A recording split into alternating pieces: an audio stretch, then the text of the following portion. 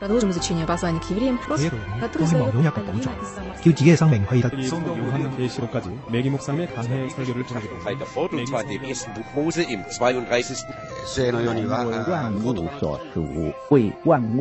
¿Quién sabe cuántos idiomas hay en el mundo? Todos ellos tienen sus códigos y símbolos, y muchas veces con sentidos totalmente opuestos.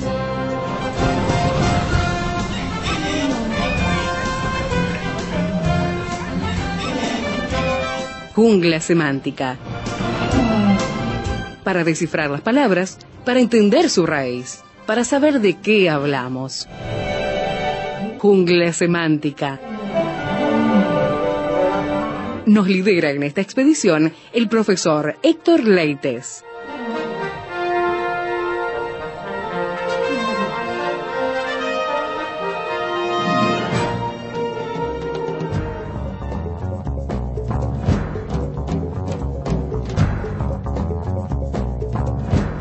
El libro de Hebreos nos tiene buscando términos, imágenes verbales, sustantivos, diferentes pistas del texto griego con Héctor Leites para poder entender mejor el mensaje de este libro tan importante de la Biblia y a veces poco visitado. Bienvenido, Héctor, nuevamente. ¿Qué tal, Esteban? ¿Qué tal, amigos? Saludamos a la audiencia y, por supuesto, seguimos en el ambiente greco-judío en estas imágenes verbales en la carta escrita a los Hebreos. Y sabes, Esteban, que en el programa pasado, cuando estuvimos mirando la superioridad del mensaje de Cristo en el capítulo 2, nosotros mencionamos una palabra que me gustaría volver a recapitular. Muy bien. La fuerza que tiene el versículo 1 del capítulo 2 de la carta a los Hebreos. Dice así: por tanto, es necesario que con más diligencia atendamos a las cosas que hemos oído, no sea que nos deslicemos. Entonces aquí, lo primero que tenemos que entender en este versículo 1 es que comienza con una exhortación. El libro de Hebreos está lleno de exhortaciones. Es un libro que tiene muchísimas exhortaciones. Por alguna razón el autor veía que sus lectores necesitaban ese tipo de acercamiento. Sí, exactamente. Y las exhortaciones están basadas justamente en lo que él va exponiendo. Va exponiendo acerca de Cristo. En el capítulo 1 habló que Cristo era superior a los ángeles. Y en base, o debido a que Jesús es superior a los ángeles y su relación es superior, entonces él dice, por tanto, por lo siguiente, dado que él es superior, que Cristo es superior, entonces va a comenzar con esta muy profunda exhortación. Vuelvo a repetir, el libro de Hebreos está lleno de exhortaciones más que enseñanzas. Hay una distinción entre enseñar y exhortar, así lo marcó Pablo también en Romanos 12.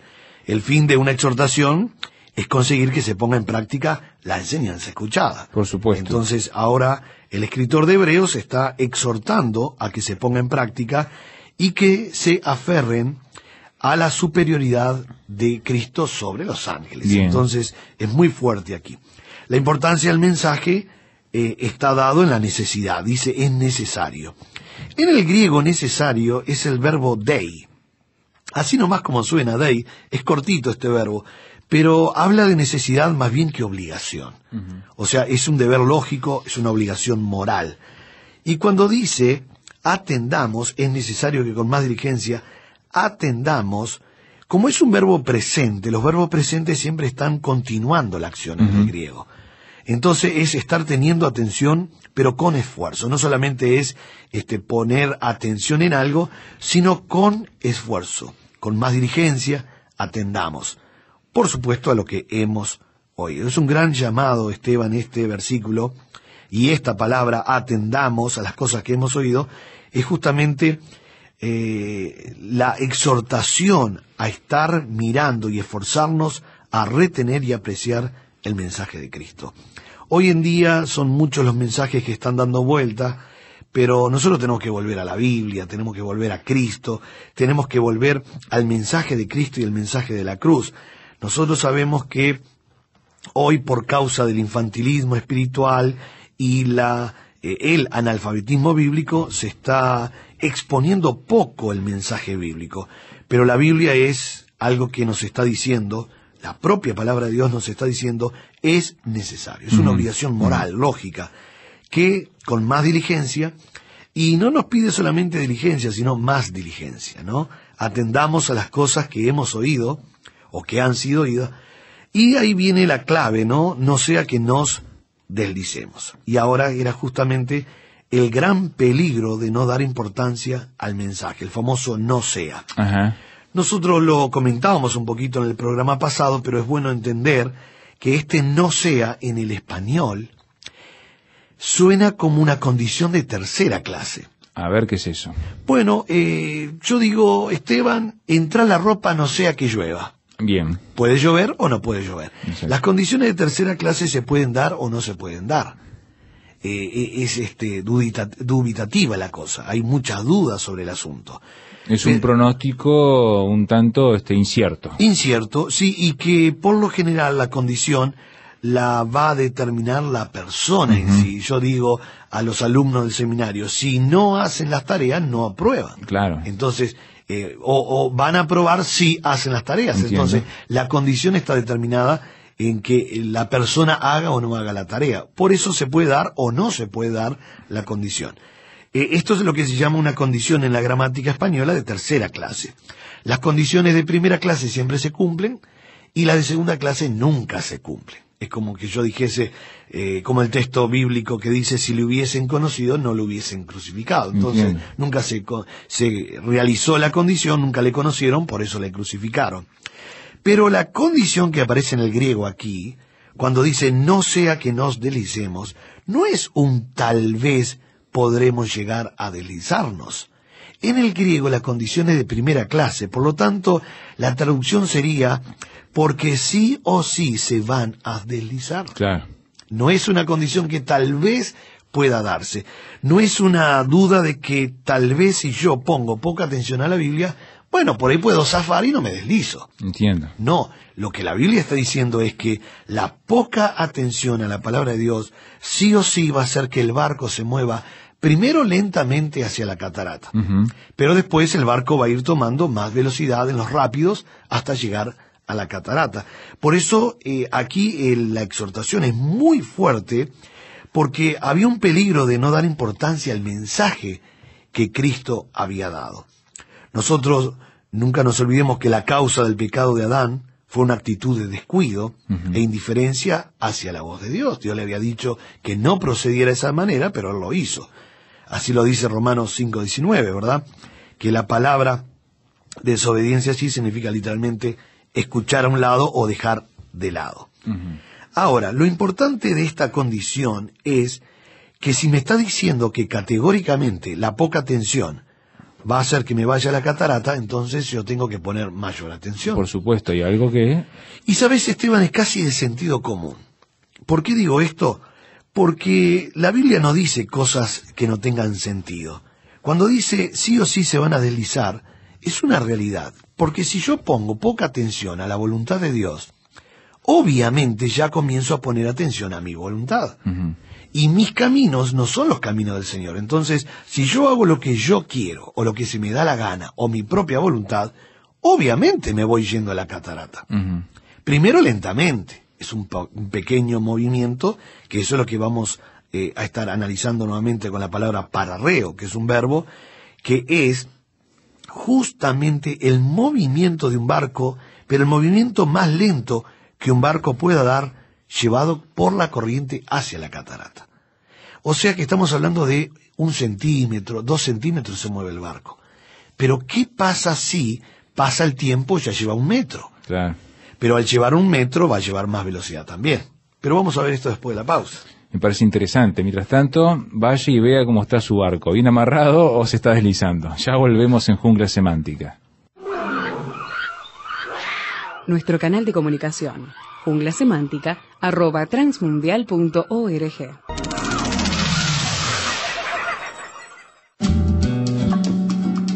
Para conocer más acerca del proyecto ANA y Mujeres de Esperanza, visítanos en nuestra página www.proyectoana.org. Allí encontrarás noticias, testimonios, poemas y artículos de interés para nosotras las mujeres. Visítanos.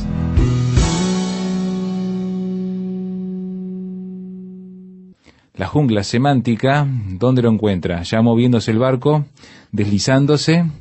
Tal vez es buen momento para revisar las amarras, Héctor. Bueno, no solo las amarras, sino que tenemos en el mismo libro de Hebreos, tenemos una firme ancla del alma, que es Jesucristo. Claro. Entonces, es verdad, tenemos las amarras, tenemos el ancla, que es Jesucristo, y sabes que es interesante que el ancla no se ve, pero sujeta al barco. Ah, más bien, qué importante. Entonces, Cristo está dentro de nosotros, pero es el que nos está sujetando para que el barco no se mueva hacia la catarata. Entonces volvemos otra vez al capítulo 2 de Hebreos, versículo 1, cuando dice que con más diligencia atendamos a las cosas que hemos oído, no sea que nos deslicemos. Y ahí justamente deslicemos, el verbo griego es pararreo. Y para es una preposición y reo es fluir. Bien. Y ahí la palabra hemorragia, reo viene de reo. Mirá y hemo en griego es sangre. Claro. Gemo es sangre. Por eso nosotros tenemos palabras como hematología y hemorragia, hematoma, porque gemo en griego es sangre. Ahora, reo es fluir. Reo es fluir. Es fluir en griego. Por eso hemorragia es fluir, ¿verdad? La sangre. En este caso... Porque fluye es otra cosa. Sí, pero fluye al lado de, por eso tiene para. La preposición griega, para, quiere decir al lado de. No es que se despega rápidamente a 100 kilómetros por hora el barco. No, es el movimiento deslizándose al lado de, o sea que es un movimiento lento. Tan lento que no se percibe. Entiendo. Que quien inclusive está en la barca puede decir, bueno, yo no me estoy moviendo. El río es un espejo, es un plato, no se mueve esto. Pero quien está en la orilla, que tiene otras referencias atrás del barco, ve que ya se ha movido un poco.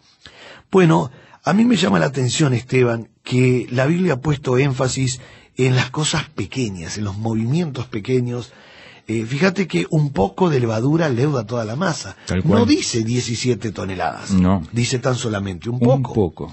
También dice que las zorras pequeñas son las que destruyen la viña. No dicen zorras grandes y muchas. Y acá el problema no es el movimiento rápido, porque no es rápido. Es un movimiento tan lento, por eso es pararreo.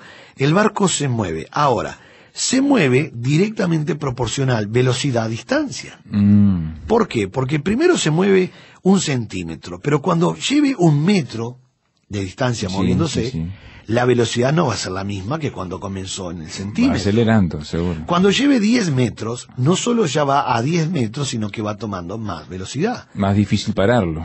Exactamente, eso es lo que quiere advertir el escritor de Hebreos, que es necesario poner mayor atención, no sea que comience. Ahora, el peligro es cuando comienza. No debe ni siquiera comenzar a moverse el barco. Sería lo ideal, seguro. Por causa de que cuando comienza a moverse, ya hay corrientes que nos van a llevar hacia la catarata. De hecho, Esteban, nosotros estamos en un mundo, en una sociedad, con una filosofía, que la tendencia es empujarte hacia la catarata. La corriente está hacia la catarata. Diga que nosotros, los que hemos abrazado la fe cristiana, tenemos un firme ancla del alma que nos mantiene en el Señor, y nadie nos va a mover, absolutamente nadie nos va a mover de nuestra posición. Pero la poca atención es decir, yo voy a hacer mi voluntad y no la voluntad de Dios. Entonces eso automáticamente... Ahí sí es complicado. Ahí es cuando empiezo a levantar el ancla. ¿Para qué? Para yo moverme a mis ganas, digamos. O sea que estamos dejando la base donde Dios nos puso, o el lugar donde Dios nos puso, para seguir una corriente de pensamiento ideológica, exacto, de hacer las cosas, en fin. Y no solamente la influencia de la filosofía o de la corriente de este mundo, sino nuestra propia decisión, nuestras propias concupiscencias que abrazamos. Los deseos justamente que batallan contra el alma. Entonces permitimos categóricamente que eso empiece a mover el barco. Por eso yo tengo una teoría, por supuesto es una teoría netamente bíblica, que la salvación no se pierde, se desprecia.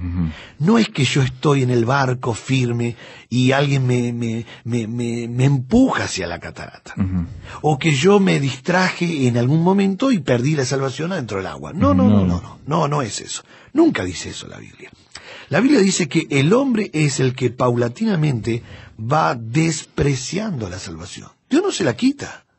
Es el hombre que se lentamente desprecia la salvación. Es parte de la apostasía, entonces, que comete. Exactamente. Más adelante en el capítulo 4 de Hebreos y en el capítulo 10 lo vamos a ver. Si pecaremos voluntariamente, después de haber conocido el conocimiento de la verdad, ya no queda sacrificio, dice la Biblia. Claro. Pero eso no es porque Dios quite la salvación. Dios nunca va a quitar. Esteban, hay algo interesante. Dios lo que quiere es que todos procedan a arrepentimiento. Y ya con esa declaración. Que todos sean salvos. Por eso a veces algunos dicen, ¿cómo es que Dios es malo y está condenando a la humanidad? No está condenando a la humanidad ya está condenada, Dios está salvando, el hombre ya está condenado, nace y ya es hijo de ira, por lo tanto Dios está salvando a la humanidad. Por eso es muy importante poner énfasis en esta exhortación que está basada en base al versículo 2, porque dice, no sea que nos deslicemos. Y acá lo explica el verso 2, como comienza con una conjunción consecutiva explicativa. Dice, porque si la palabra dicha por medio de ángeles fue firme, y toda transgresión y desobediencia recibió justa retribución, ¿cómo escaparemos? Acá está la gran pregunta retórica poniendo un asombro, una fuerza, una solemnidad en la palabra, que después vamos a analizar esta pregunta retórica. ¿Cómo escaparemos nosotros si descuidamos una salvación tan grande? Ahora, nunca dice la Biblia que perdemos la salvación, solo la descuidamos. Porque el hombre paulatinamente comienza a descuidar y comienza a despreciar la salvación. Por eso la palabra descuidemos aquí es muy importante, ¿no? Muy importante. Ahora en el versículo 2, no tenemos mucho tiempo, pero vamos a introducirnos al versículo 2, porque aquí habla de la autoridad del mensaje de Cristo. Porque sí la palabra dicha por medio de ángeles. Aquí tenemos otra vez, Esteban. Es la discusión del capítulo 1. La gran discusión del capítulo 1. Y tenemos que recordar a los oyentes los métodos de interpretación que tenían los judíos. Bien. Que tenían 4 métodos de interpretación. El primero era el peshat, que era ellos analizaban lo literal y lo real. Después el segundo método que utilizaban era el remás, que era el significado de lo sugerido. Ellos sugería tal cosa, era eso. Después estaba el método Derush, que era el método de ingresar a las escrituras en base al resultado después de una larga y esmerada investigación. Ellos estudiaban, y lo que sacaban como resultado de esto, ellos decían, esto es lo que dice las escrituras. Eran 4 métodos que ellos tenían. Y el último método era el método Sod, que era el alegórico místico. Por eso el escritor de Hebreos, continuamente del capítulo 1, hasta el final, hasta el capítulo 13, va a estar utilizando este método que era el que más ellos querían utilizar, que era el método Sod, que era el alegórico místico. ¿Qué quiere decir esto? El escritor trabaja con la ausencia de datos o con lo que creían ellos en los datos que tenían en su cerebro, en su mente. En su mente. Por eso habla de los ángeles. Nosotros recordamos en programas pasados que hablamos acerca de la importancia que tenían los ángeles. En Hechos 7, versículo 38, dice que los ángeles habían dado la ley. Habían dado la ley. Por eso hay que tener cuidado con este método. Ahora, nosotros en los próximos programas vamos a estar explicando un poquito más sobre el método Sod y por qué dice que la ley fue dada por medio de ángeles, cuando Dios se la dio a Moisés. Claro. Bueno, era el método que ellos tenían. Ellos no podían entender de un Dios que se comunicara con el hombre. Ellos decían, Dios es muy alejado del hombre. Dios es un Dios que nos da... Tan santo que no podemos... Sí, no. Y es un Dios que nos da puntadas sin hilo. Por eso Santiago, que fue el que escribió la primera carta, dijo, si alguno tiene falta de sabiduría, pídala a Dios, el cual da abundantemente y sin reproche. Para el judío, Dios te daba algo, pero te reprochaba. Te equivocabas, se abría la tierra. Por eso dice eso. Claro, te equivocabas si venía fuego del cielo, te equivocabas si venía lepra a la persona. Entonces ellos decían, Dios no puede acercarse a hablar con el hombre. Es imposible, Dios es un Dios medio tirano, medio alejado de la realidad del hombre. Qué versión difícil de Dios que tenían, ¿no? Claro, tenían un concepto muy equivocado. Por eso ponen ángeles para todas las cosas. Mirá vos. Pero eso lo vamos a ver en el programa que viene. Por eso, amigo, hasta en este programa que estamos mirando tenemos que observar que es necesario que con más diligencia atendamos, pongamos esa atención. Es una atención a la palabra de Dios con más diligencia. Esforzarnos a retener y apreciar el mensaje de Cristo. La poca atención hace que predomine mi voluntad y eso me lleva directamente hacia la catarata. Analicemos en este día cómo está nuestra barca, si se está moviendo, si va camino a la catarata. Y quiero decirle algo muy alentador. Si su barca está moviéndose rápido y ya va por los rápidos, literalmente por los rápidos, ya cerca de la catarata, usted tiene que saber que puede tirar el ancla que es Jesucristo. Con confesar los pecados, Dios es fiel y justo para perdonarnos de toda maldad. Dios le bendiga. Nuestro canal de comunicación, junglasemántica@transmundial.org.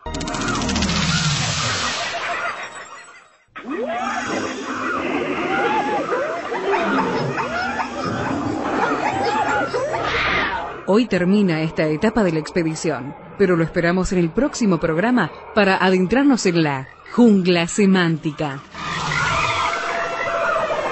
Jungla Semántica es una producción del Seminario Bíblico de Fe y Radio Transmundial.